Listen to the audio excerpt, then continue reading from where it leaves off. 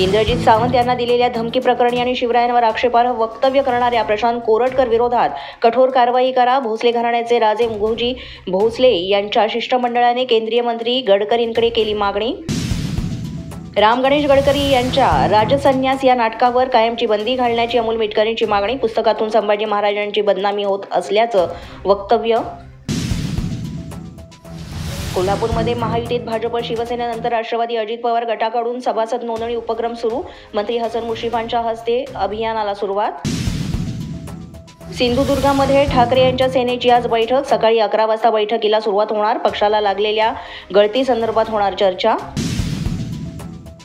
नाशिकमध्ये शिवसेना ठाकरेंची सेना स्वबळाचा नारा देणार असल्याची चर्चा. शनिवारी झालेल्या बैठकीमध्ये शिवसैनिकांनी काँग्रेसची साथ सोडण्याची केली मागणी.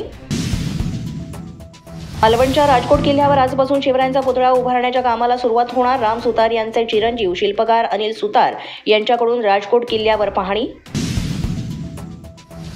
राजकोट किल्ल्यावर छत्रपती शिवाजी महाराजांच्या नव्यानं पुतळा उभारणीचं काम आजपासून सुरू. शिल्पकार राम सुतार यांचे सुपुत्र अनिल सुतार यांच्याकडून पाहणी. नांदेड जिल्ह्यामध्ये कुसुम महोत्सवाचं आयोजन. सलग दुसऱ्या दिवशी सुप्रसिद्ध गायक जावेद अली यांच्या संगीताच्या कार्यक्रमाला प्रचंड गर्दी. गाण्यातून छत्रपती शिवाजी महाराजांना. मुंबईच्या वरळीमध्ये मुख्यमंत्री फडणवीसांच्या हस्ते परिवहन भवनाचे भूमिपूजन. जवळपास 12,800 चौरस मीटर बांधकाम क्षेत्र असलेली सुसज्ज इमारत या ठिकाणी पुढच्या 2.5 वर्षात उभारण्याचं परिवहन विभागाचा मानस.